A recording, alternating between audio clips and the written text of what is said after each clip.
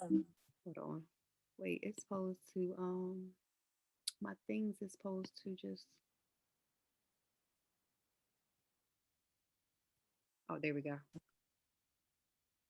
Hello everyone. Thanks for joining us. My name is Chanel and I will be facilitating interview prep today. I want to welcome everyone, and if this is your first time here, I want to welcome you. Do we have anyone that's new here today that's joining for the first time? Anyone? So that's a no.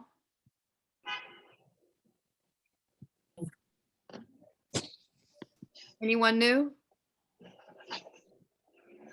Not everyone at once.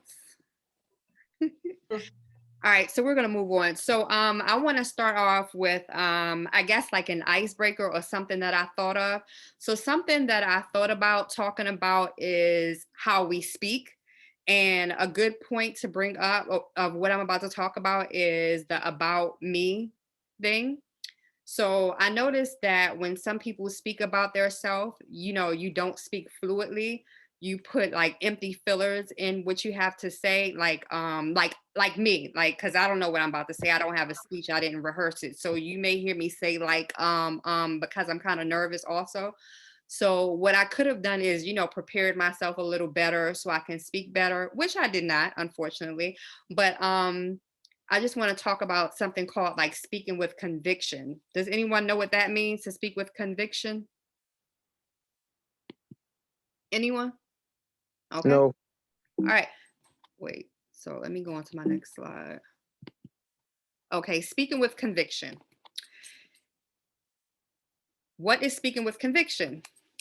It's conviction is a strong belief or opinion, the feeling of being sure that what you believe or say is true. In order to speak with conviction, we have to know our material, believe in the rightness of our message, and be prepared to take the risk that people might not agree with us. This is also important because as Scrum Masters, you're going to be challenged by different people within your team. Some people may think that you don't know what you're talking about. So you may be challenged by a developer, um, a product owner, a business analyst. Anyone can challenge what you're saying. So sometimes what you can do is you can just listen to what they're saying, and then if you really don't know, you can go home, look it up, and just be confident in what you're saying. Because sometimes when you speak, if you don't speak with conviction, like you know what you're talking about, people won't respect you.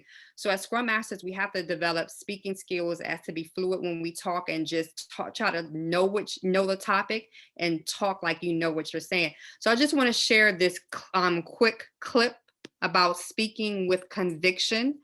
If you don't mind, I'm going to share that now. Let's see, where is that? New York City, I want y'all to give it up to my man, holding it down. Y'all gonna like this cat. I like this cat a lot. Give it up for my man, Taylor Molly.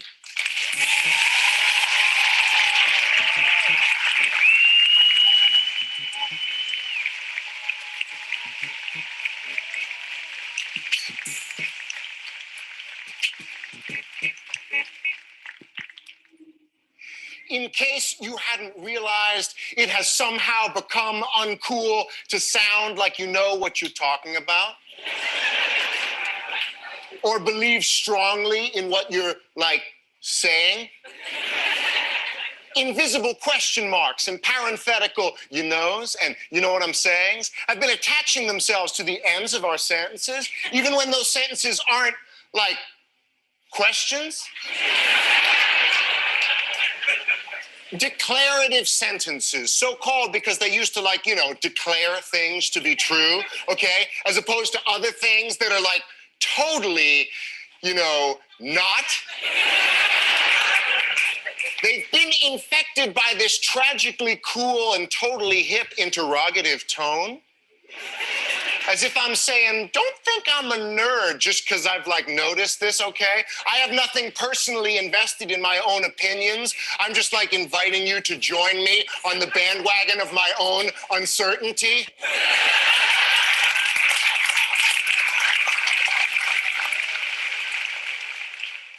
What has happened to our conviction? Where are the limbs out on which we once walked? Have they been like chopped down with the rest of the rainforest? You know? Or do we have like nothing to say? Has society just become so filled with these conflicting feelings of that we've just gotten to the point where we're the most aggressively inarticulate generation to come along since, you know, a long time ago.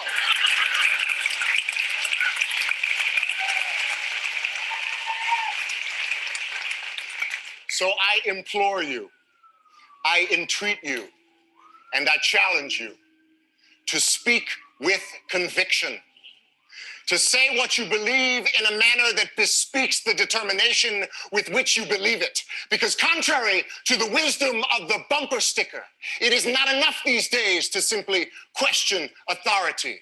You gotta speak with it, too.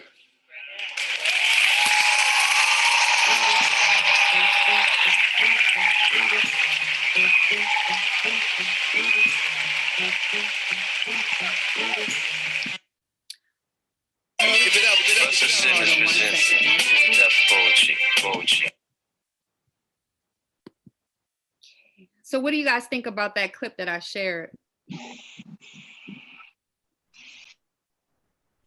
Anyone? It was pretty cool, you know. Did anyone see the point in why I shared it? Yeah, do we need to raise hands, Chanel, or can I just speak? I don't know. I can't. Where's my thing? It doesn't seem like much people are speaking. So whoever wants to take the floor. Okay, so like yesterday, right? I had this interview and I was so surprised because I was not expecting some kind of technical questions. They said, "Oh, you have that you have experience with BDD, TDD, and Jenkins. So can you tell us a little bit about that?" I mean, that really threw me off. But you know what?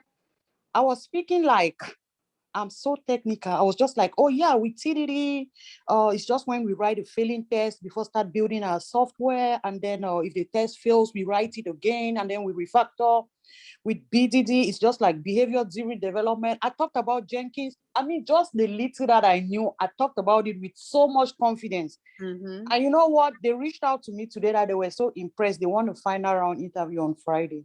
Oh, So congratulations. that is the meaning of speaking with conviction. Yes. I was really nervous, but I didn't show them, you know, like I was nervous.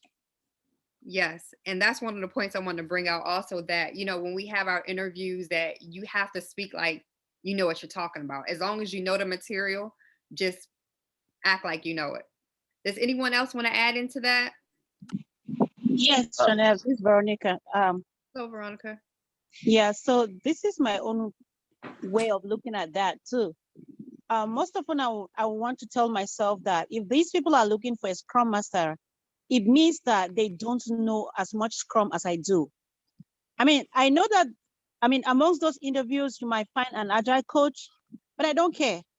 In my mind, I say, okay, I know more than them. So I get in there with the mindset of teaching them what Scrum is all about, for instance, or what Agile is all about. And so the way with which I will pour out, I will not even think that somebody else amongst us, or maybe the interviewer, knows as much as I do. So with that mindset, it's easy for me to flow. And even when they ask a question to me that I don't know, because there was one point when I had an interview and they asked me a question, I'm like, I'm sorry, I've never heard this before. I don't know the answer. I would like you to teach me, let me learn from here, even if I don't have to join your company. And so the man was just impressed by the fact that I was honest and the fact that I was speaking with a lot of confidence. And he said that to me. So that's my own way of speaking with conviction. Thank you for sharing, Veronica. Does anyone else want to add something to that? To add to what Veronica just said, even this, I know in the beginning of this meeting, we were talking about the interview I had, and just speaking to them and saying, hey, this is my experience, style, just speaking with confidence. They literally went straight to the questions. Even in one of the questions, their main thing was, how would you, or are you comfortable speaking with executives and higher ups and managers? How do you feel speaking to them? And I told them I don't have any problem speaking to them. They're just like human beings like me. They're just as human as I am, and I have done this for so many times. And I give example of working with my former job where I had finance department joining in, and I spoke to them and also guided them through that. And I even made a joke as far as in, hey, we all make mistake. Even when I make mistake, I still act like I'm very confident in what I'm saying. And that normally wins. And they started laughing. They was like, you're right. Even when you're wrong, you have to be confident in what you're saying and also be open to learning. And literally that they was like, okay, we're good. So speaking with confidence no matter what, and also being opening to learning when you're wrong and correcting yourself is very, very important. Thank you, Victoria. Does anyone else have anything to add, or shall we move on? Hi, this is Saint. I want to contribute to this, watching the video and taking it from my own experience. I'm coming from a technical background where the way you present it doesn't really matter. Just know your technical terms, know your skills, and then you push it out, and then you're good to go. Now, coming into Scrum is something different. I see myself talking with those fillers, struggling with it because it's like now I used to lead, be the one who had responsible for anything that is going wrong. Now I have to take the back seat and persuade people to do things. So I spoke with a professional friend of mine, like I'm having this issue with interviews and stuff like that. It was like, Innocent, go and get a camera, get not just your phone, but get a camera, set the camera in front of you, practice and practice again. You will see yourself when you do the same things. Take your time, watch the video very carefully, and then you will see where you're doing something wrong. And I discovered that those videos, when I watch it, I speak very fast. And for doing that, they're kind of blank in between, and they are kind of fillers in between, which make me talking is it doesn't flow, and it's not convincing. So what I do was like, I try to slow down the way I talk. I talk, slowly, just to make sure that, I'm able to articulate and continue talking instead of talking so fast and then I have fillers in between. And coming from a point of transition, you're looking for the job, you come in, you have those nerves, you fears that, oh, am I going to get this? Oh, please, I just want to get this, So talking with conviction is very difficult. So you have to practice and practice and practice again, like it's just part of you. You're just talking like you're saying your name. And that was what worked for me. I say that's the best way to go for newbies coming into the field. For experienced people, this is what you do every day. So you can be speaking without even knowing that you're saying, what the right things, and then you just flowing because you do it every day. But for those that are coming in who just studied and follow scenarios and trying to get it by convincing themselves that I know it, I know how to do it, it has to take a lot of practice and continue practice to get it right. Thanks. Thank you. And I think that's a good point to videotape yourself. Just ask yourself questions in general and just videotape, like do your own interview prep. And like Innocent said, you can see where you make mistakes at. You rather make mistakes when you're by yourself than when you're in front of someone. Okay, does anyone else have anything to add, or shall we move along? No one? All right, so we're going to move on to question number 1. Oh, Khadijah, would you like to go ahead? Khadijah?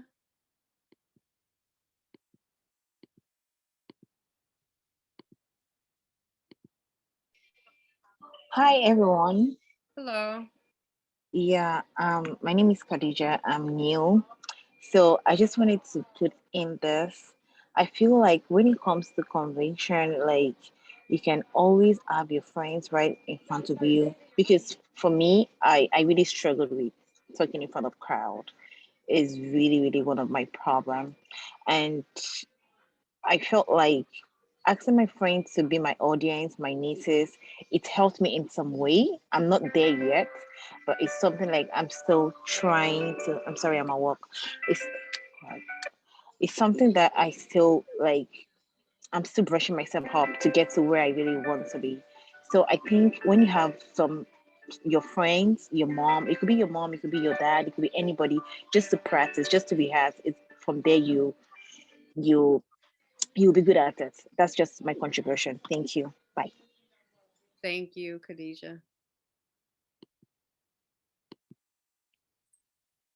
And Khadijah brought up a good point that you can practice in front of anyone, your family, friends. That's a good thing to do.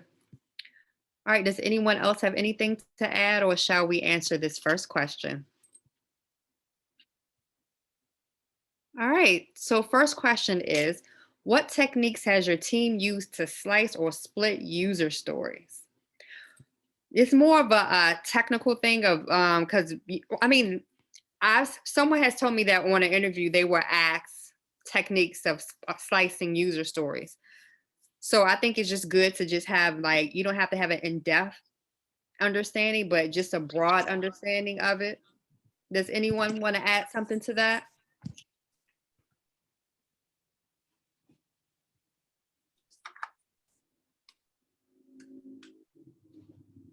Anyone?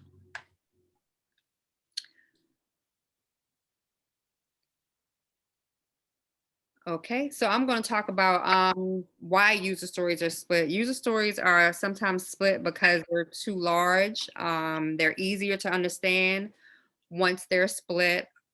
It's faster feedback, increased progress, and as long as it follows like the invest model. So some techniques that I'm going to talk about, two techniques that you can use to split a user story. I'm just going to briefly get into that because this can be, an ongoing thing. So the first one I'm going to talk about is, is horizontal slicing versus vertical slicing. So these are methods or techniques in which they slice user stories.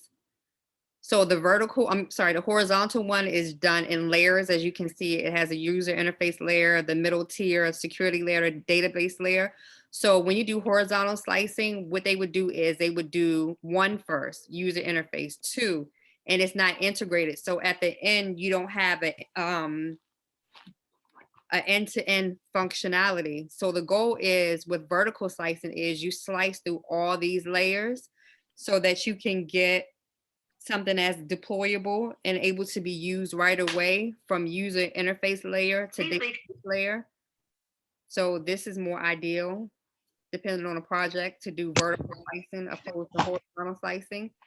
And another method or technique can be used is the spider method. Stands for spikes, paths, interfaces, rules, and data. Does anyone have anything they want to add to that question?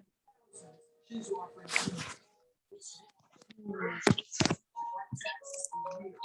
right, number two. Number two is, how do you encourage quiet team members to be vocal and involved in Scrum ceremonies?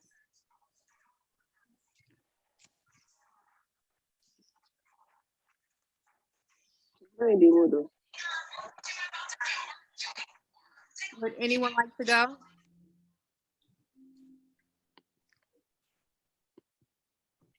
It can be 33 people in here. It says 33. Okay, can I answer? Okay. So I've used icebreakers to get my team members to say something. And when I first started, when I noticed the team members wouldn't say nothing, I've actually ensured that they facilitated the daily stand-up. So, and this actually worked out for my team members.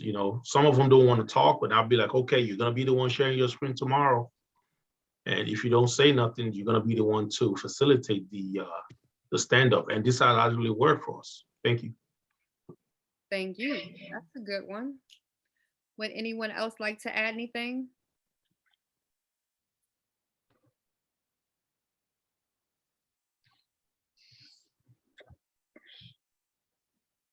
So sometimes we need to get into why some team members don't talk. Some people may feel that it's not a safe environment, that what they say may go back to, it may go back to management, or to someone that they don't want to hear back. So first of all, we need to create a safe environment where the team is able to express themselves freely without any recourse to what they have to say. So, hi, Chanel. Yeah. I mean, in respect to this question, I just want to add another question. So, how long does the icebreaker supposed to take? Is it 5 minutes or 2 minutes or 3 minutes? How long can you do an icebreaker? If it depends on what ceremony you're in. So, all the ceremonies are time box. So I guess you would probably just try and work it into whatever the time box is. Like for instance, daily stand-up is 15 minutes. So I wouldn't have it more than like maybe 2-3 minutes, depending on how things are going. Just, lighten it up. But I would base my icebreaker on basically what ceremony I'm in. Does anyone want to add to that? Okay, thank you. You're welcome. Does anyone want to add to that? Yeah, I believe you're right. You don't want to bore your team. You just want to make it pretty short, precise, and straight to the point. Right. And you just want to encourage individuals to speak. So what I would do is, if I'm joining a new team, personally, what I would do is I want to get to know everyone on an individual level. So I would make it my goal to try and meet with everyone individual, because I would want to try and build a rapport with them. I would introduce myself. I want to, try to have a personal conversation if I could. I want to connect with them on a personal level if they're comfortable with it. So, when you talk to someone, you can gauge, some people can gauge people's personality. So depending on how the conversation goes, you can take it to a professional level, personal level, you can talk about sports, but it's always good to connect with people on a personal level to make them think, well, to let them know you care about not just getting the job done, but you care about them as an individual. So once you connect with them, they're more willing to speak in your meetings. And then, if they don't even speak in meetings, you can go to them after the meeting and ask them, say, I saw the look on your face, or something like that. So if it's a virtual, you can do any kind of management tools. You can have them write their message in the tool, so you can get the message and then address it. You can address it personally. That's how you do it virtually. But then if it's face to face, you can meet with them after the meeting and ask them if they had any concerns. Say, I noticed that you were quiet, you didn't have anything to say. Is there anything you would like to address with me privately? Does anyone else have anything to add to that?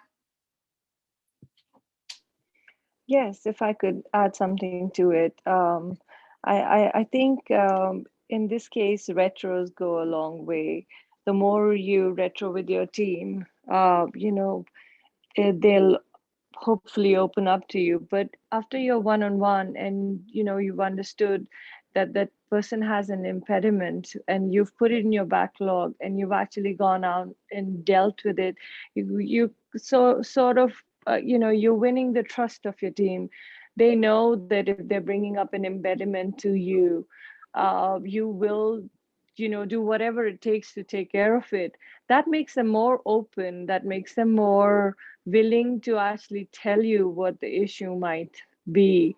And it happens slowly and steadily, but eventually even the quietest person on your team does have a lot to offer, and that's what a scrum master has to believe. And we need to get it out of them. And one way to do it is by winning trust, by actually listening and then doing something about what you learned from them.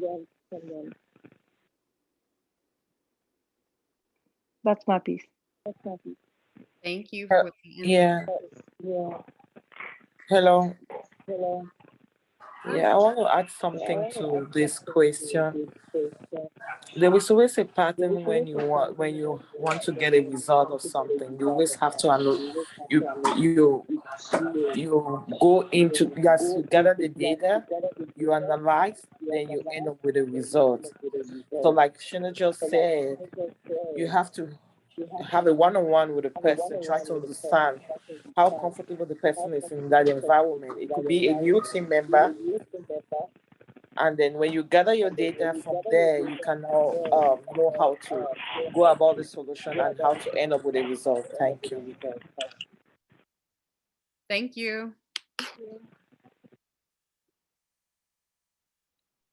Does anyone else have anything to add to that? Okay. Yes, this is fine. Hello. Let me add to this. I would say I will use the pass the mic techniques on my during the stand up, and doing that, everybody is expected to talk.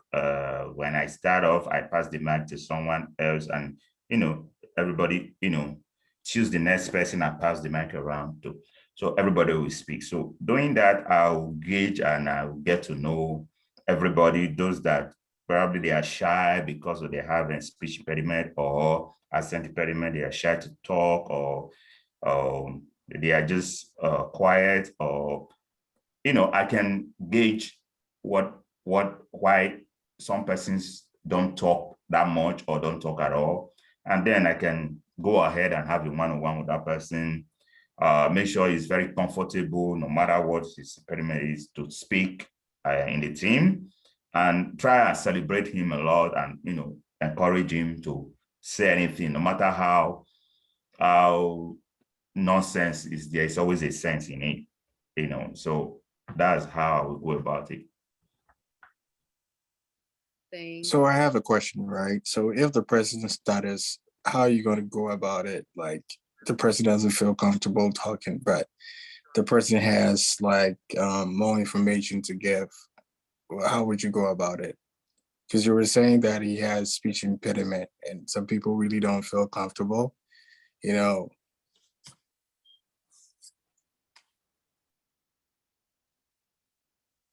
I'm sorry, can you repeat that question again, please? so I was asking if the person has a speech impediment, like the person stutters, right? And you want the person to be vocal, like you were saying. So depending if the Scrum meeting is in person, how would you kind of like help the person, or how would you involve the person? Can I say something to that real quick? Sure. Okay, so I feel in Scrum, communication is not just verbal. And although it might not be inclusive in Scrum Guide, but I'm pretty much sure uh, all mode of communication is pretty much important in Scrum. And there are some individuals that feel comfortable writing other than talking. So we need to leave room for people like that as well. Though the timing needs to be taken into cognizance. When we need you to communicate during daily stand up, or when we need you to communicate during planning, sprint planning, you might, however you need to communicate, you need to. Some people have that pathological nature of communicating. They feel comfortable communicating, no matter how hard you try to teach them how to talk or how to communicate with people effectively. They still have that impediment. But yet, doesn't still mean they don't have the relevant skills to contribute to the value the team is working on. So in a Scrum team, I want to say that we want to make it all in comparison more holistic in such a way that people that have such challenges could be taken care of, and that way we could gather their insights. And aside from other points initially mentioned, like nature, like some people are naturally just quiet, some people don't feel psychologically safe enough to talk, why some people just don't have issue of confidence and some other reasons. So I just want to put that out there. Thank you. Can I add something to that real quick? Because that was good what you just said. So, one thing you can do, I've never heard of this, but I'm just thinking of it now. You can come up with like a team agreement, a communication team agreement, so we can set the expectations of what we expect for our communication. Like, for instance, how about we listen before we respond? Don't talk over each other. Be mindful of your body language and your facial expressions, because sometimes when people are talking, if your facial expression and body language is negative, you will deter someone from speaking.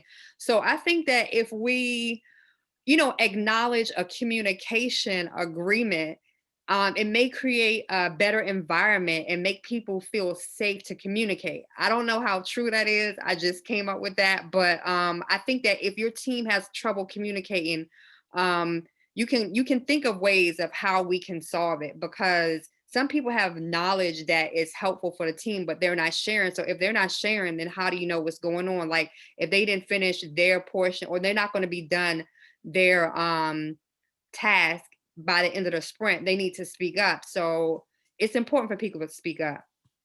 And I see two hands raised, Derek and Haitish. Derek, did you have something to say? Can I say something? Sure. All right. So the point I was trying to allude to initially was because we're we're different creatures as human beings, and we are blessed in different ways, and that happens, that occurs often in different human gatherings, and not excluding the Scrum team. So there are some individuals that has speech impairment, just like I think one of the speakers highlighted. There are some people that does not really feel comfortable talking, but they very much exclusive when they have to share their views in writing. You know, they are so fast, and they understand the nimble way of putting whatever their input is in typing, in writing, however it is. And so I don't want us to narrow it down to just talking. So those people are still collaborating. It's just that their mode of collaboration is different from the typical expected ones. I mean, the popular, typical expected ways of collaboration. So we need to acknowledge such individuals as such, because I mean, such individual with such traits. So I have a friend that had such experience, and this particular developer happened to be one of the most brilliant developer in the team. I mean, he's fast at writing, but he wouldn't talk. I mean, several attempts made to make him talk, but people don't understand him fast and well enough as far as when he writes. So, but we can, we can just lose from that benefit of such brilliant minds as well. We need to like find a way of integrating them into the team and making sure that their voices are heard as well. Thank you. I want to add something to that. That's a good point that you brought up. And sometimes we need to remember that some individuals are protected by Disability Act. So with that, I don't know, that's a touchy situation because some people want to be treated like everyone else. So I don't know if as a scrum master, I might go to that individual and ask them what is their preferred mode of communication, because I don't want to embarrass them. And again, he could be protected under Disability Act. Like, you don't want to say or do anything to embarrass them or make them feel afraid. So I don't know. Does anyone have anything to say else about that? Yeah, my hand is raised. Could I say something? There are a couple people with their hands raised. So Chanel. I see 4 people. It's 4, right? Is it 4? Yes, ma'am. Okay, so it was Derek, High Peach, and someone I don't see a name for them. So we're gonna start with Derek. Derek, would you like to go ahead? Derek? Okay, no, Derek. No? Okay, so we're gonna move on to, is it Kaitish? Yeah, this is Hitesh. Can you guys hear me? Yes. All right. Thank you for having me. This is my first time. A really great discussion. So I would like to add on the points like when the team members are not speaking up in a scrum. So what I have seen, like one of the things why people do not speak up is they don't see value in their work, the kind of stories they are developing, and the kind of work they are doing. At times they don't see value in it, and that's why they are not able to connect it to the larger goal the organization has. So if I'm sorry, is there a question for me? No, it's an echo. You can continue. We hear you. Okay. Okay. So what I was saying was like at times I've seen people if they fail to connect their work to the larger goal of the organization, that's where they lose interest. And although they might be super brilliant in whatever they're doing, but they don't tend to open up. So being a scrum master, if we do uh, keep on reiterating the larger picture or bigger goal and try to uh, uh, explain how each and everyone's work is connected to a bigger goal and how it is valuable to the company, not only to the team but to the company as a whole, and what difference will it make to the end product and the end customer. At that time that helps. So it has, I mean, I've seen that this helps quite big time, especially when we keep on iterating, reiterating at multiple moments, like not only stand up but regular meetings also, other at the time of retrospective also. But wherever there is an option, there is a chance.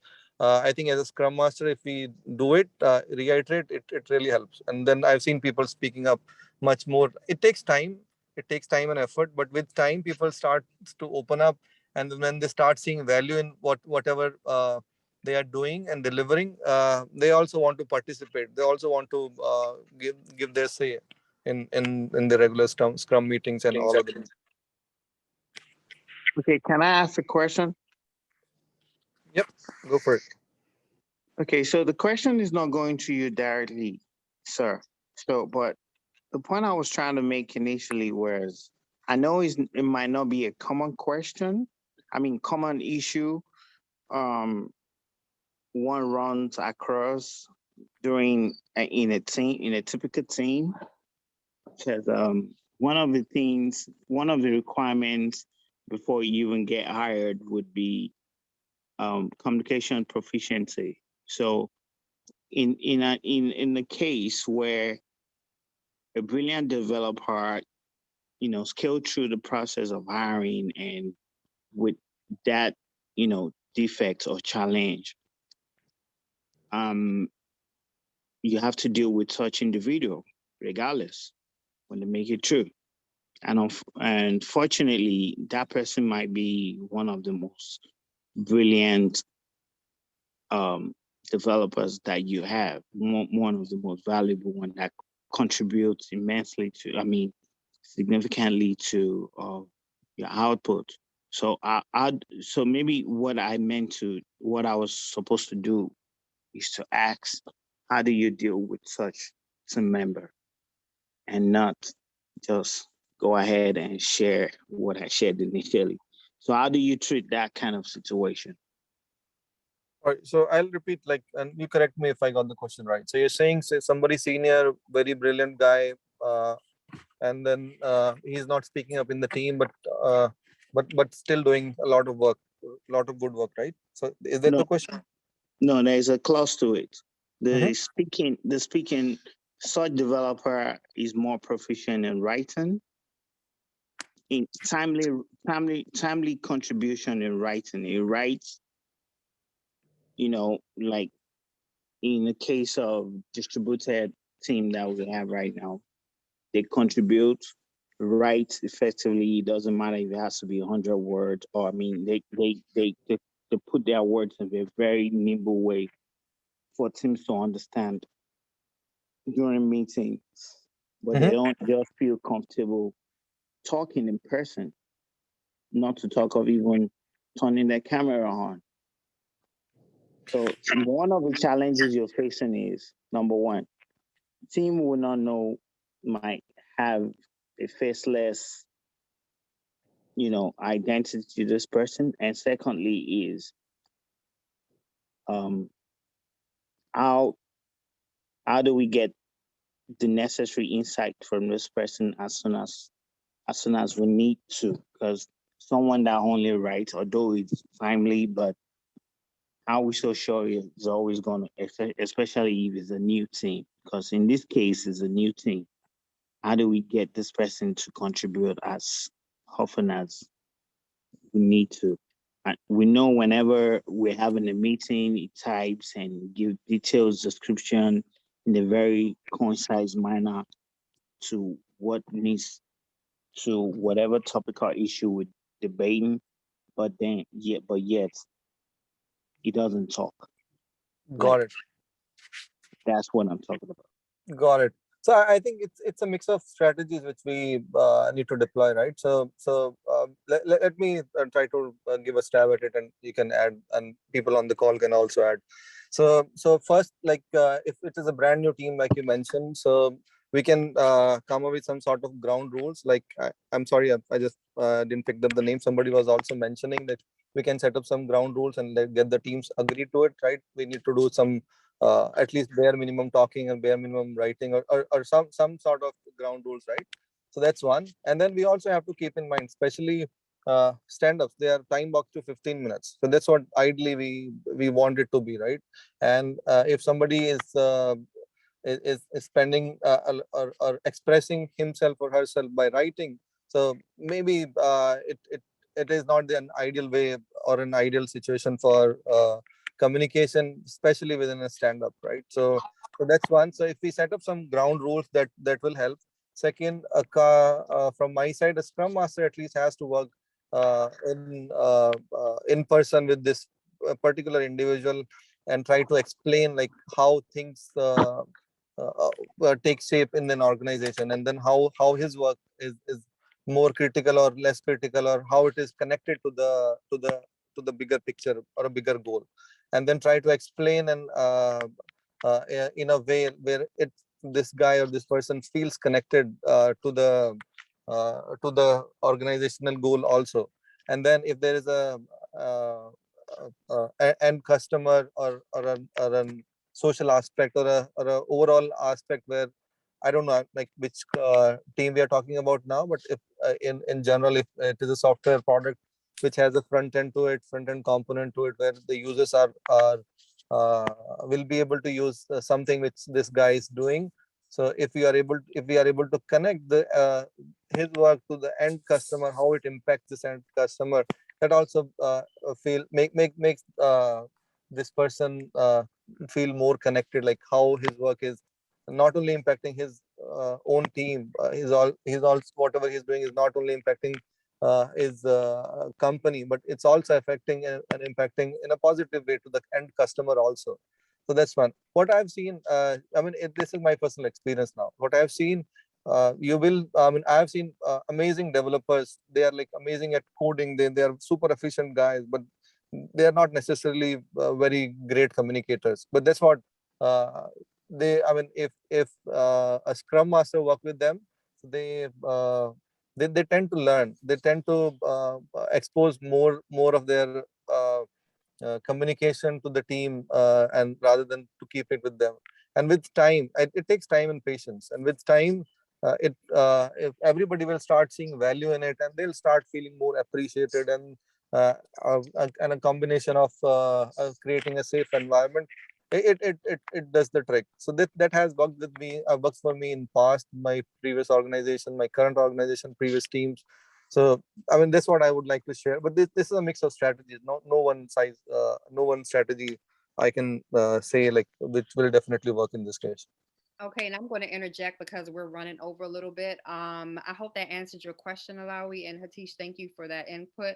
Humphrey and Priska, I'm gonna try to get to you real quick so we can move on. Humphrey, would you like to go ahead and ask your question or make a statement? Humphrey?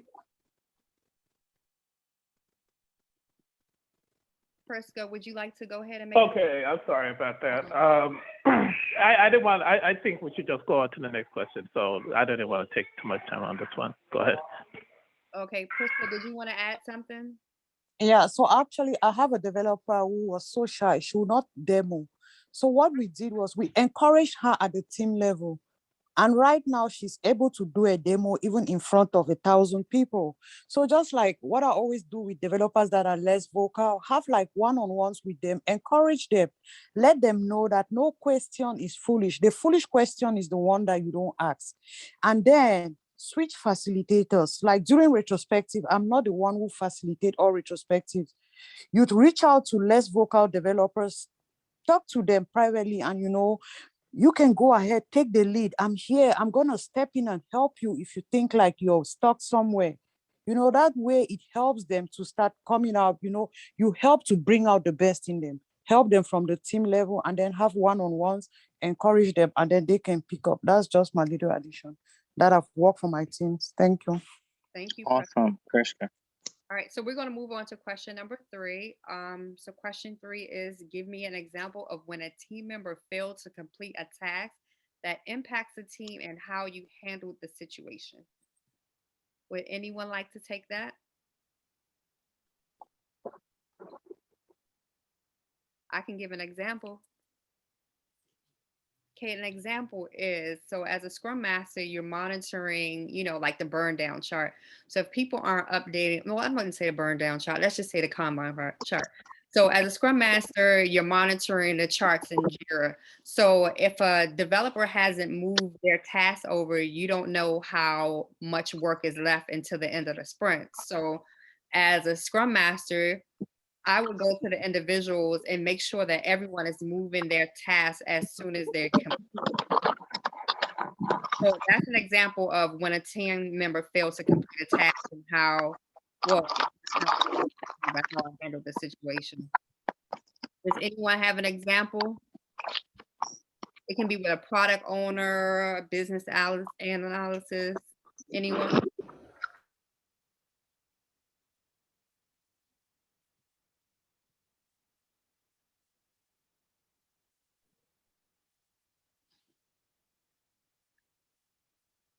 Would you like to move on to number 4? Can I add something on this? Sure. All right, so I can a word of caution here, like at least from a hiring manager perspective. I know everybody knows it, but I would still say never to badmouth at least anybody on the organization, on the team, especially in such questions, because that project's totally different picture of how you handle situations like this. And then in terms of an example, my suggestion, and actually that has worked for me in past, and I've seen other candidates doing with me in the same in interview settings also. So the example, like if something is beyond your control as a Scrum Master, that suits as a perfect example. I can give you I can try to frame an example here, like something the team was doing, and at the last minute, maybe product owner comes with a new request or change the story, add new scope or something, which totally derails the objective of this sprint or this particular story or the particular task that the team is doing. So those type of examples makes more sense, especially in an interview setting. I know we everybody has too many examples to give, but these examples like shows things like the ability of a Scrum Master to control uh, uh, such situations, and then at the same time also showcasing like you are able to deal with negative consequences also. Yeah, Thank that's it. you. And these type of questions can be phrased in several different ways. You just got to figure out what they're asking you, and you can come up with a way of how to answer the question. Because again, like Hatice said, like all they're looking for is like your leadership skills and how you deal with adversity with team members. So if you can just come up with something on the fly, make up a situation, tell a story someone else went through, but what they're looking for is how you handle a situation. That's the point of this question, just to see, your behavioral skills of how you handle things. Does anyone else have anything to add to that, or should we move on to number 4?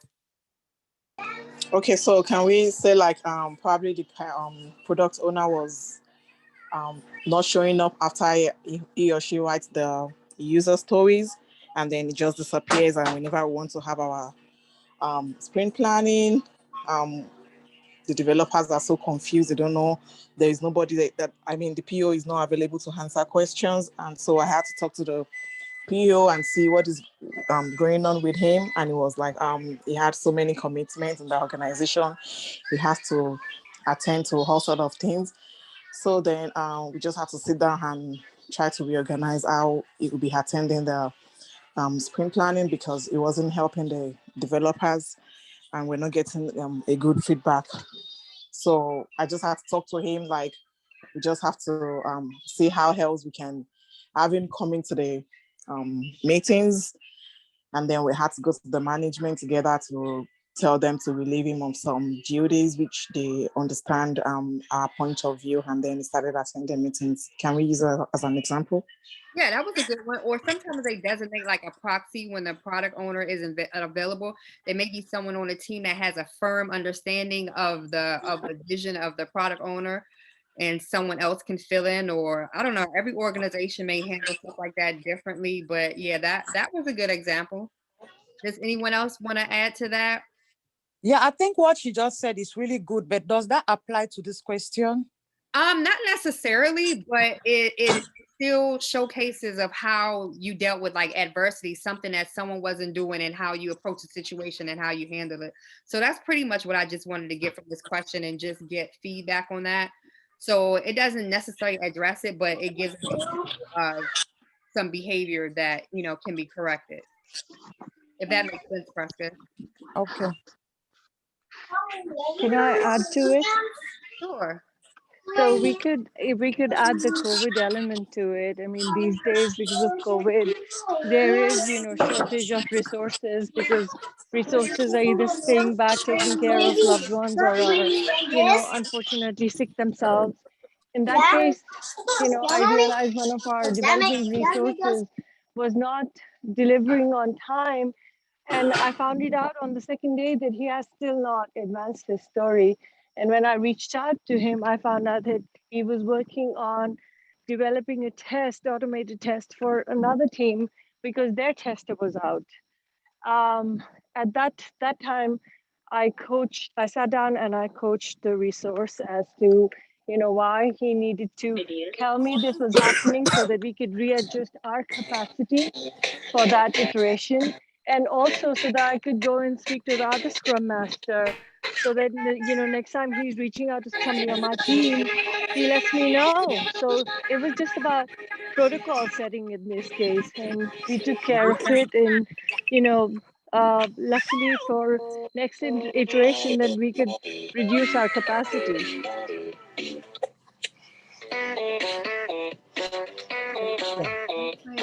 That was it. And can you mute everyone? If somebody is not talking, please go on mute. Friska, I think it was from the last speaker's background. No, I was looking at the participants list, and there were other people. I could see some noise coming from another direction. Can I please say something in regards to what the last speaker said? Sure. Okay. Sure. Hey, that was a good answer, but I heard you say something that I think we should try and move away from. You said resource. I think if you call people resources, I don't think it's a good word. I mean, we should try and just say developers or product owner or something. But I think when you say resource, it's kind of make the people feel like, they are a tool to be used for something. I just wanted to point that out for you. Thank you. Thank you. I personally think that that's just open for interpretation. Some people interpret words differently. So some people might be offended by it, some may not. And as humans, we never want to, we don't want to offend people as Scrum Masters, but unfortunately somebody may be offended by what you say. So hopefully if you do that, no one finds any harm in it. But yeah, good point. Thank you. Just a small addition here. So this word resource is like commonly used in especially big corporations. I've seen it. It's common in many places. I know it's not.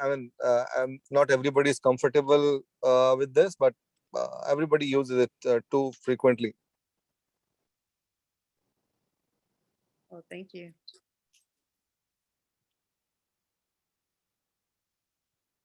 Okay, does anyone else have anything to add, or shall we move on to number 4? I think we're going to move on to number 4 because it's 9:52, well, Eastern Standard Time. Okay, question 4 is, what questions should you ask an interviewer at the end of the interview? The reason why I asked this question is because during an interview, it's always good to ask questions at the end.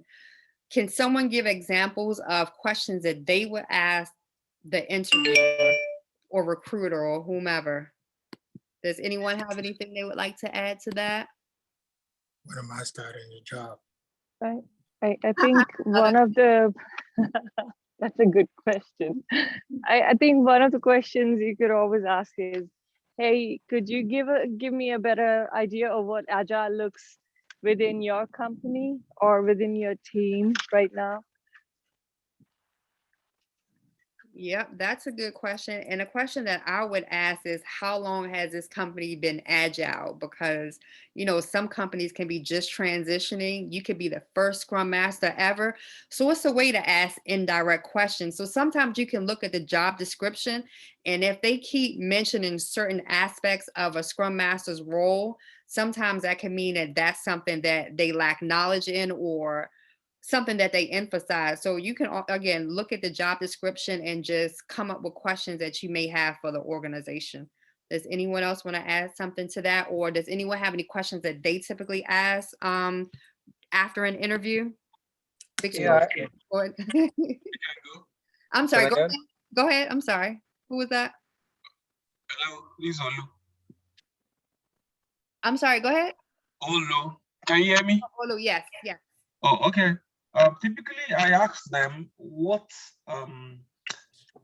is the critical success factor for me if I take up the job in the next 90 days, 180 days. So trying to find out what is that particular thing or assignment they want me to take up immediately as I join the team. So for me to be able to prepare for that, then for them to say at the end of the 90 days that, okay, you have done wonderfully well. So I ask that questions all the time.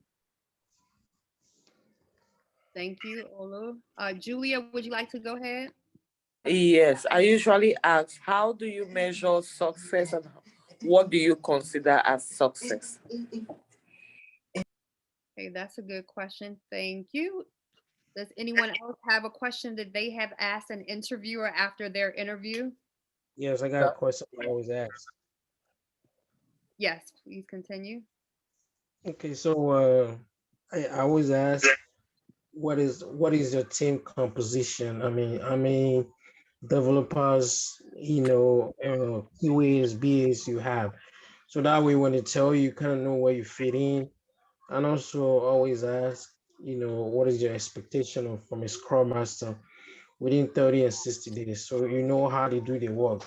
They'll tell you within 30 days, they expect you to just observe, not making too much changes or introducing anything. But within 60 days, expect to see you participating and bringing changes. So those are the kind of feedback I get when I ask those questions. And that is a good question because some organizations expect you to, start working from day one, and then some you actually have a chance to observe and see what's going on. So that's a Yeah. good question. Thank you for that input. Claire, would you like to add something? Yeah, I was gonna ask the same question that he just did. So usually I will ask them like, what is expected for Scrum Master in your company to succeed? Like, what are my expectations? What can I do to succeed in your company? Something like that. So they'll definitely give you the same answers like, okay, as a Scrum Master, we were expecting someone that is proactive or someone that is smart or bring in different skills and stuff like that. So they'll always have something to tell you when you ask that question. So it's very important. Thank you. Thank you. Atish, would you like to? Yes, I think it depends on. I mean, there's no one question for all interviewers. That's what I've seen. So it depends on whom are you, which round of interview are you in, and whom you are interacting with. So if you're I mean, if it is your first round talking to recruiter, so I would go for go for any and every question which I have, especially related to the team, related to the kind of culture company has. Basically, everything which will help me in engaging. Like, is this the right company for me? And if it is an interview where I'm in conversation with my future boss, I would try to keep it to my role level basically. So I would ask questions like how what does success looks like in this role, and what is the team structure looks like. Basically, I will ask questions which will give me an idea about the team and give an idea to the interviewer, like I am interested in the role and I'm trying to gauge if it is a better fit for me or not. And if I'm getting interviewed with a person who is like one or two levels up, I will not be reporting to this guy, but he is like senior to my boss or senior to my boss. I'm going to stick to like some strategy based questions like so okay, so how is the team culture looks like in the company, and then where do you think like agility is going in the company, what's agile maturity, what's the next steps and things like that. And what I've seen is like at different role, I mean, we need to definitely prepare different questions for the different interviewers, uh, and because the ability of them answering those questions also makes a difference, and they also judge you by your questions. So this can be make or break at last. Thank you, Atish. Grace, would you like to add something to that? Yeah, I don't have a question, but I just want to clarify a misconception where people feel that they have to ask questions only at the end of the interviews.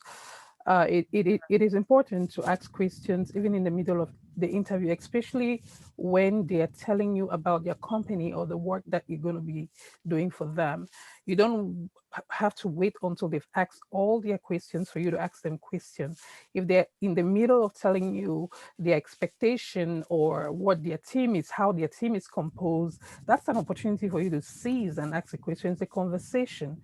So we don't normally have to wait till the end of the interview to ask the questions that we've pre-prepared. You want to give them the impression that you're listening to what they are saying and that you're paying attention. So you have that communication with them, repeating what they've said and asking them questions based on what they've said, and not you having set questions already, just waiting for the end of interview for you to start throwing it at them. So it will be a good practice to listen to what they are saying when they are speaking. And if you have an opportunity to ask a question clarification, go for it. Don't wait till the end. Thank you. Can I add something? Thank you, Grace. Can I ask something? Because I mean, based on what you said, it's very important. What you said is really, really, really nice. But what if, or like, you're in an interview and the interviewer said, oh, like when they're talking about the company and giving an overview of what they do, and they say, oh, by the end of the interview, we'll give opportunity for you to ask those questions. So I used to, still gonna throw out the questions while he's talking or she's talking, or will you just wait at the end because they give you an opportunity at the end of the If they interview? tell you upfront that they're giving you opportunity at the end, I think you have Yeah. to listen to that. It's part of listening too, right? I'll give an Okay. example. I had an interview where in the middle of the interview, they were telling us what they were telling me what their team was struggling with, and that they are trying to move from regular meetings to the team does not like meetings. The team they are looking for ways where they could monitor how many tickets this team was working on. And trust me, I'm not very familiar with Kanban, but I read a little bit about Kanban. So when he paused, I said, what I'm hearing you say is you're talking Kanban. Are you look? And he was like, oh my God, that's what we really need. So you want to hear, you want to pitch in some things that you think they might be talking about, to have them even clarify on some things. Because, and then in the middle, he said, we don't really want to move, we still want to do Scrum, but we want to have the feel of Kanban. I said, have you ever heard of Scrumban? Right? Those are things that I had just read en passant, in passing. And I brought that in and I talked about the whip limit because that's something that I had also read. But I ended Yeah. there. It gave them, okay, she's knowledgeable. She's listening to us. She's not only hearing us, she's Yeah. listening to us. She's tapped into our needs. And this is somebody that could provide. Trust me, I got the job just in doing that. Woohoo! They Go were, Grace, go yeah, Grace, they were go Grace. they were impressed. Like he was like at the end, this was his conclusion. He said, we are really impressed that you could listen and you could not only talk on your experience but also hear what we were saying and Wow. answering what we needed, Yeah. giving solutions to what we needed.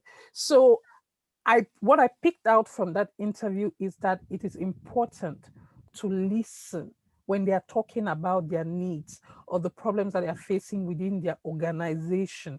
That is when you can shine as a Scrum Master. That is when you can tell them, I could be a solution. This is what I can bring. You Seize can that bring. opportunity and shine. Can I add Thank something? you. You're Thank welcome. you. Hey guys, can I add something? I'm unable to raise my hand. Yeah, and we're going to move on after your statement, if you don't mind, please. So Okay, that's fine. Sorry. So I just wanted to add to what Grace just said. I know we have the idea we're going to get interviewed, but as much as we're going for an interview, we are also going to interview that company to see if it's a right fit for us. So I think we should have that mindset in our head that we're also going to interview these people and see, am I a right fit for this company? Because you know the value you're going to give to them. So that should piggyback to what the Grace was saying. As you interviewing with them, I mean, you also have to be asking them questions as you're talking, because it's a conversation. It's not like you're in prison getting, you're being asked questions to put you in wherever you have to be. You have to make it a conversation. That way you will relax. You see that you're having a conversation with somebody who is just like a human like you. So when they ask questions or they ask you those questions, as Grace said, you listen and then you pick questions that you have and ask it right away. Like a question like they're telling you about the issues that they're facing, and then you ask them.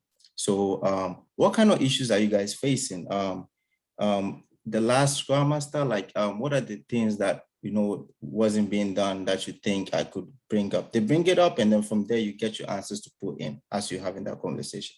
So it's a give and take. It's not you just sitting there getting pointed questions and not being able to contribute. So we should have that mindset and then to go along with to help us. I just wanted to add that. Thank you.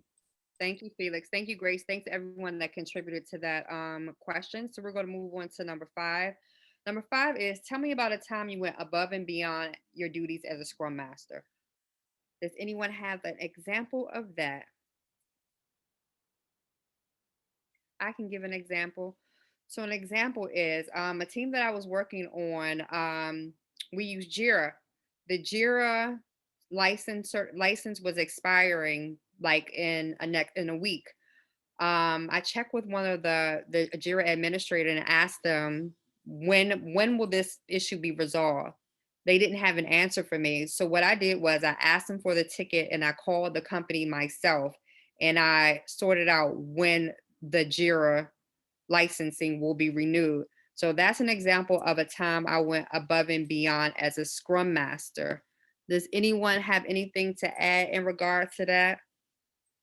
of when you had to step out of your role, even though you thought it wasn't your job, but you did what you had to do to make everything right?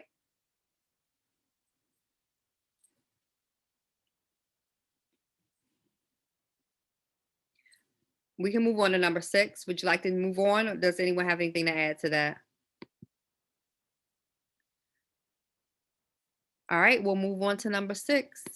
Number 6 is, tell me about a time you failed. So sometimes with this question, what they're looking for is that you're a human. They don't want you to act like you're perfect. They want to know that, you know, you can see your mistakes and see what you've learned from them. Does anyone have an example of a time when they have failed?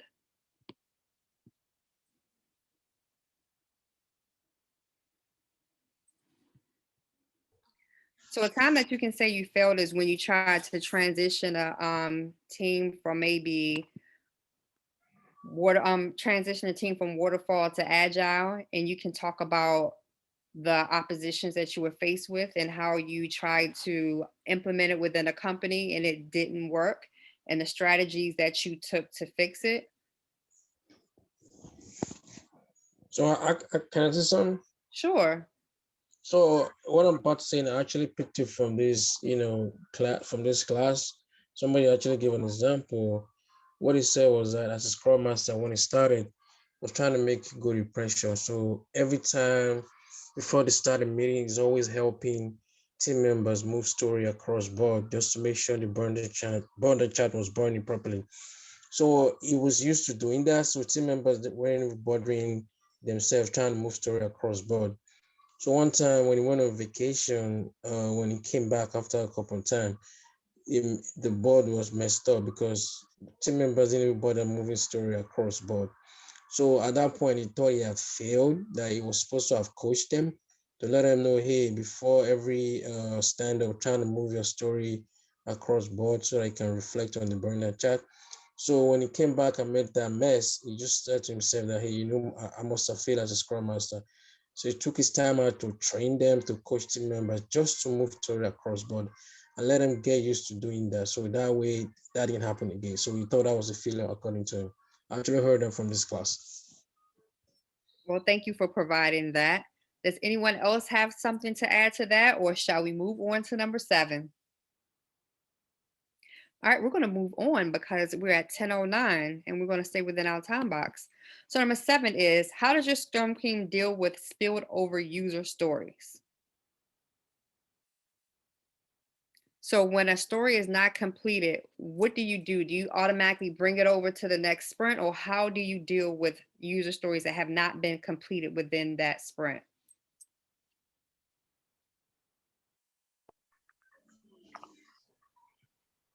Stories that are not completed, either at the time of closing the sprint, the Jira will tell you where you want to move them.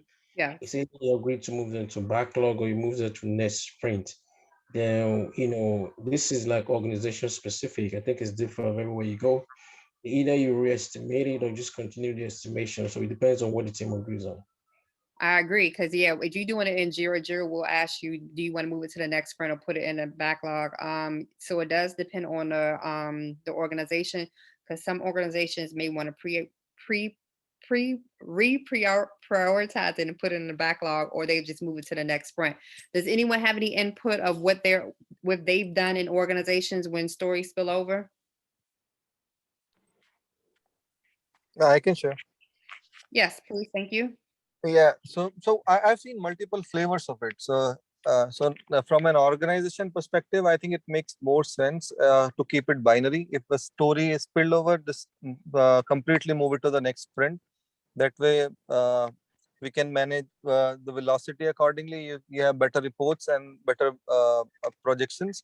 But from the team's perspective, what I've also seen is it's tempting for them to break the stories in a particular sprint and say, let's take an example. Let's say a story was worth 8 story points. They did almost everything, but at last something came up and they were not able to finish the story, and it's just spilled over. So now the team is tempted to break it up into 2 pieces, saying, let's say we delivered 5 points worth of stories work in within this current sprint, and we will spill over the 3-point story in the next one. So I've seen both of this in my teams, like a few Scrum Masters support the other one way, a few supports the other. But I think as a leader of the team, it's good to keep it consistent. So whatever way the team decides, so just keep it consistent. Thank you. That was good information. Julia, would you like to add something? Yes, thank you for giving me this opportunity. You're A so story welcome. a story will spill over if it's not well sliced. So, as a Scrum Master, you have to make sure that your functionality meets the inverse criteria for we to avoid any spillover during the sprint. Thank you. Can I react to that comment? Yeah, please react, please. So I mean, I kind of disagree with what you just said, because stuff do happen during sprint. I mean, it depends on, every environment is different. In my environment, I do work with 2 Scrum teams. The other Scrum team has a lot of interrupts. So basically, sometimes these are interrupts that you can't really get away from. So it kind of, interfere with our goals. So sometimes we do have some stories that when we get to the end, we have to spill over. So these stories are well groomed, but we do have a lot of production issues because we're trying to we are moving from our legacy system into the cloud base. So we do have a lot of stuff to do. So yes, that's why I disagree with what you said. Interrupts do end up having the team spillover stories. So what I do is to make this very visible for stakeholders to see.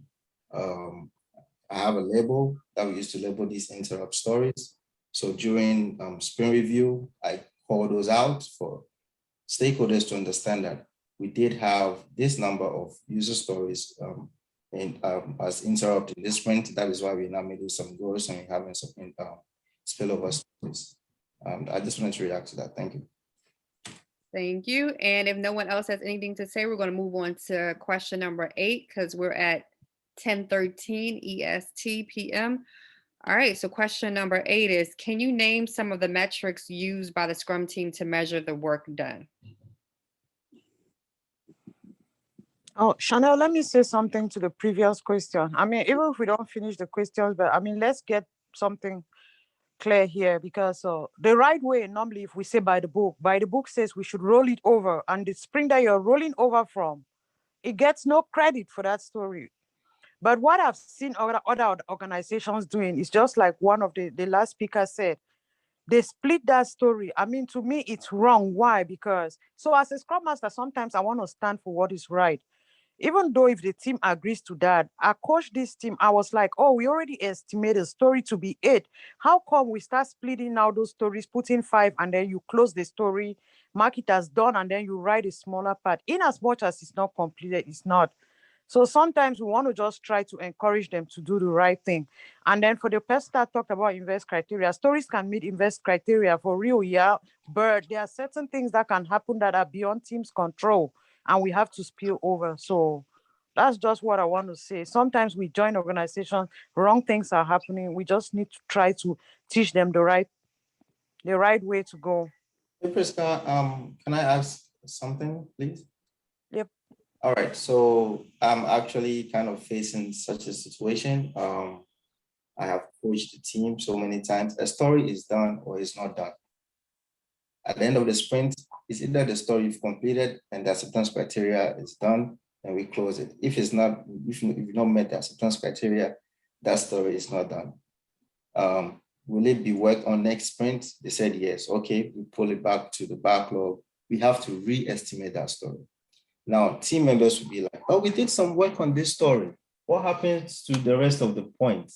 That means we've lost it. I'm like, okay, I know, but the main goal is to, at the start of sprint planning, we all committed to these stories, right? We feel these stories will be completed within the sprint. But now we are at this point, this story is not done. That's why we have to re-estimate it. If you're in my situation, I've coached the team so many times, I've had so many sessions, but we do have a lot of disagreement within the team. What next steps would you advise to follow to try to, take care of this situation? I know at the end of the day, it's what the team decides, but as you said, you want the team to practice the right stuff, right? Yeah. So me, I was faced with a situation like this, and what I did was, one time I even had to invite my agile coach. She was not even coming like to come and interfere or to any, but she just came like she was joining the meeting. But she knew why she was there, and then she helped again to, to coach the teams on that, because I know it's hard to just do so much work and then you say you will not get credit for the work, but that's just it. You roll it over and get no points. But what I always do, I don't re-estimate the story. We just roll it over, and the spring that you finish the work there, it gets all the credit. But so many people disagree to this. So many teams disagree to this. So it's a tricky and a difficult one. Yes, it is. It's difficult. So can't you say that this question is kind of like organization specific, or sometimes you got to see what works, and you see what works and then you try to find a better method, because you saying, how do you fix that? Because, I don't know. Priska, before you go, Yeah. what I struggle with keeping the story points the same when you pull it into the next sprint is I feel like, the velocity for the next sprint you're going to work on, that sprint is spilling over kind of eats into the proposed velocity for the team to work on for this sprint. That is my only take. That is why sometimes I see that, you have to do a refinement on that story, talk about the work that has been done, and then re-estimate. I don't know, but I'm always still split between the two. Should we leave the point the same, or should we re-estimate it because we're pulling into the next sprint? That is to me, I don't re-estimate. We just know at the back of our minds, oh yeah, it's there, that 8 story points, but we know that it's not up to 8 story points that is left. But I don't change the story points. That's what my agile coaches told me, and I've been doing that. So yeah, because to change 8 story points, I don't know, except somebody have another idea, but I don't change story points. Yeah, like I said, this is a difficult one because I have teams. I had one team that I just had to go with their wrong way because I knew I'll never stay in the company. I had to quit anyway. So they were so resistant to this. So I just said, okay, let's do it your way. And 1 month later, I had to put in my notice and leave.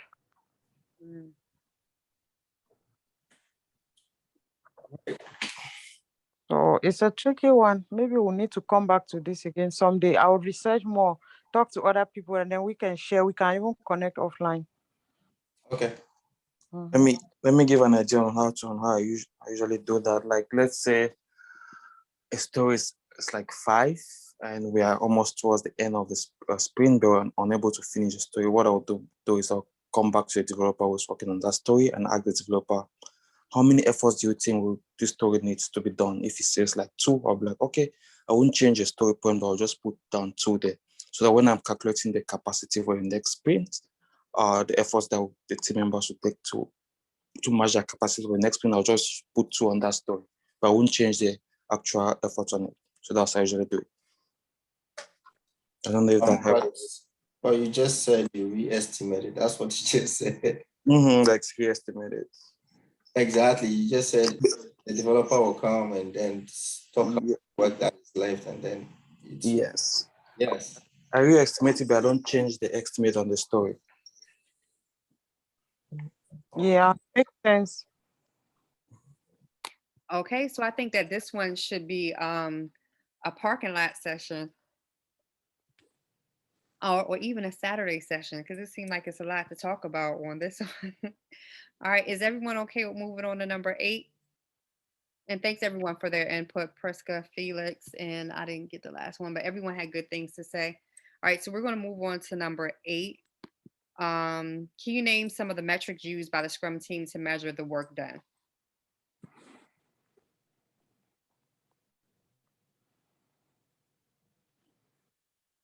I'm going to go ahead and start on this one. So you say sprint goal success, team velocity, ROI, return on investment, time to market, customer satisfaction, redeployment, and sprint burn down chart. So that is the answer to what metrics is used, to go back to the question. So that was the answer to what metrics is used to measure the work done. So that was number 8. Does anyone have anything they want to add to that or subtract to that? All right, so we're going to move on to number 9. Oh, hold up. Number 9. Oh. How does a Scrum Master serve an organization? Any thoughts around that? How does the Scrum Master serve an organization? You can think of what your job is as a Scrum Master. For instance, your job is to train the organization. Well, yeah, to train, make sure they're following Scrum practices. That's one. So I'm gonna give you some examples. Act as an agile change agent and facilitate the change. Help to increase the productivity of the Scrum team. Supports agile leadership principles and practices. Help stakeholders and employees understand Scrum and practical theories. Can I add one? Sure. All right. So, as a Scrum Master, you all focus on the Scrum team and stuff. So you need to ask yourself a question. Does the rest of the organization understand the role and the responsibilities of, the Scrum team? So it's your job to try to coach the rest of the organization to, understand what your job as a Scrum Master is, what the development team does, and the job of the product owner, so that the rest of the organization would know who to go to in terms of what they need from each other. They know they don't have to go to the Scrum team, the development team, and ask them to do stuff, because they understand that they will be interrupting the sprint goal. So they would know to go to the product owner, who is in charge of the product backlog. So you have to explain and then teach the organization the Scrum roles, responsibilities, the events, the importance of the events, and also coach them on agile practices. That way, everyone on the organization will be on the same page, and it won't be only the Scrum team who understand what Scrum is all about and what agile is about. Thank you. Felix, that is a good point, because in many organizations, there's a lot of miscommunication because people don't understand what others' roles are. Some people have unrealistic expectations of others' job, so they don't understand the process. And then when things don't go right, it's because they don't understand it. So that's a good point that Felix brought up, to make people aware of what people do and don't do within their role. Innocent, would you like to add something to that? Yes. As a Scrum Master, you coach your team to adopt Agile principles and use those principles to execute their job. Coach them in line with the Agile principles. Yeah, that's it. Thank you, Innocent. Does anyone else have anything else they would like to add in regards to that question? Okay, we're going to move on to the last question. And the question is, as a Scrum Master, what will you do when the Scrum team does not like your ideas and suggest new ones? So when you're a Scrum Master and you want to implement changes, as Preska exemplified for us, they can be resistant to it. So what approach would you take to help to get them to see things your way? How would you do that?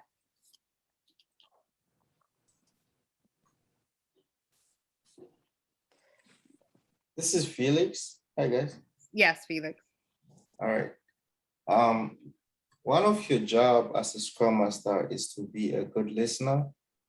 So when you suggest new ideas and your team doesn't take it, but they bring up Another, they are born. Your job is to listen. You don't rush and let them know that, oh, the ideas are not good. I mean, you could let the team understand that, okay, can we try your idea that you bring up and see if it works out? And if it does not work out, then are you guys open to trying the suggestions that I gave? That way, the team would they'll feel that you do listen to them. So you give them the chance to try the ideas. And if it works out, good. But if it doesn't work out, they are open to trying yours too. So you're giving them the leeway, let them understanding that you listen to them, you trust them, and then you trust the ideas that they have. So I think that's the right way to go about such a situation, instead of just trumping them, letting them know, no, your idea is wrong. No, we don't do it that way. Scrum Masters have to be people person. You have to be somebody who's open to new ideas, because as you're learning from the team, as you're teaching the team, you're also learning from them and they're also learning from you. So that is how I would handle such a situation. Thank you. Thank you, Felix. Does anyone else have something they want to add to that? I think Felix nailed it. Okay, and I did add some things to that. So some things you can do is stay open to suggestions. Do not blindly accept ideas. Ask for reasonable explanations. If you think their idea is not good enough, do not be harsh in rejecting the ideas. Explain to them where their ideas are lacking. If agreed upon by everyone, consider the idea. Felix kind of, summed it up. Does anyone else have anything to add to this last question or anything overall?